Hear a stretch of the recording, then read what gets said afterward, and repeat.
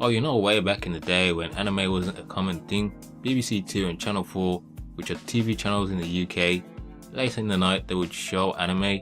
It was the first time I was seeing the likes of Akira and Ghost in the Shell and a whole host of other classics and not so classic animes.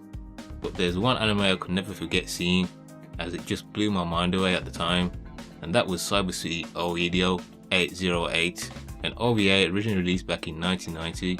This anime, how can I describe it?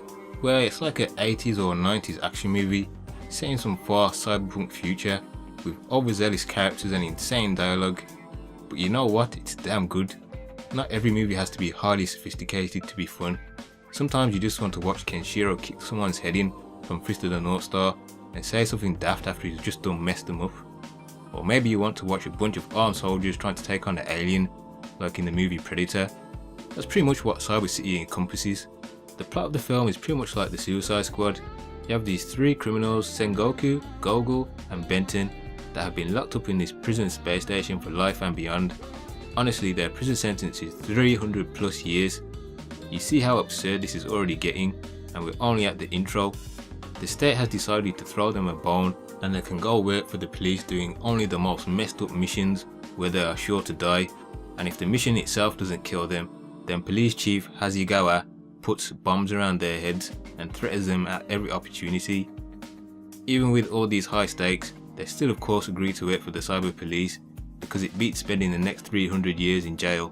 So from there we get 3 episodes, each dedicated to each individual criminal, starting with Sengoku and what I'm going to call the anime version of Die Hard.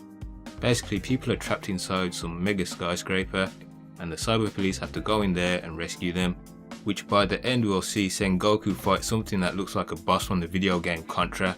I swear it looks like a Contra boss. We are also introduced to Varsus, a bulky robot that follows these guys around, gives them updated information and even helping out with missions. This robot pretty much serves as the straight man comic relief character, as he gets easily confused by what the new cyber police members do, especially with the excessive swearing. Sengoku, Goku and Benton all have great chemistry between each other.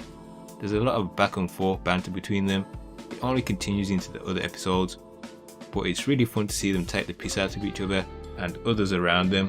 The second episode features Gogol and is literally man versus machine. It is my favourite episode.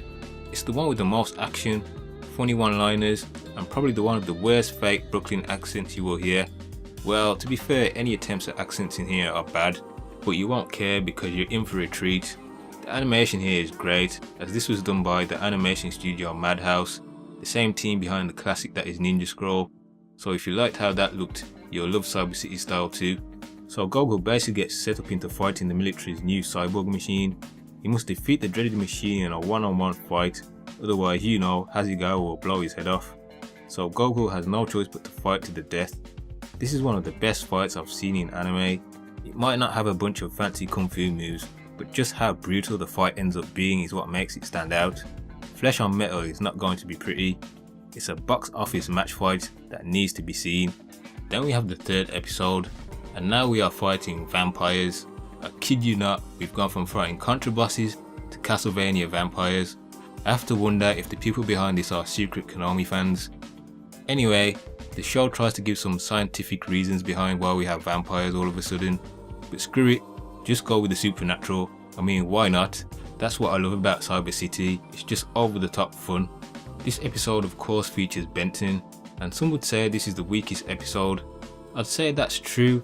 I mean, it's hard to follow Gogol's 5-star match against a killer cyborg. Still, saying that, this episode is the one with the most heart behind it. Benton comes across a new character that has a bit of a sad story, so he tries to help them find peace. It's still an entertaining episode and rounds off a great series. So if things weren't already so great about this, the music just tops it off. I am talking about the UK dubbed music, which is different from everywhere else. The music created by Roy McFarlane really just clicks into place with everything else. It sounds like a mix of synthwave and alternative rock. Cyber City is something I just never get bored of watching. It's like watching Die Hard or Predator, you just never get bored of them. That is a sign of when something is truly great, and Cyber City will certainly leave its mark on your mind and you'll be back to watch it again and again. I hope you enjoyed this video, and thanks for watching, and and I'll catch you another time.